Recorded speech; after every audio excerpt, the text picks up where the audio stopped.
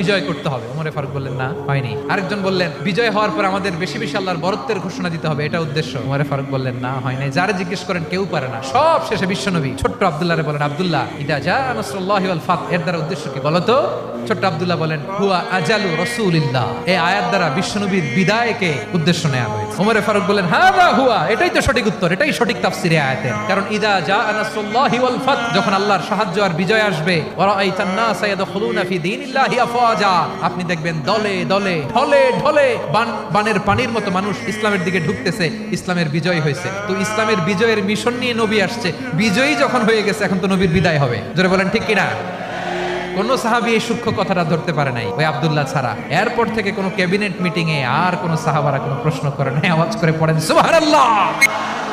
বিশ্বনবী আব্দুল্লাহ ইবনে আব্বাসকে the educator of the উম্মাহ, উম্মার শিক্ষাবিদ হিসেবে গ্রহণ করেছেন। আওয়াজ করে পড়তে হবে আল্লাহু আকবার।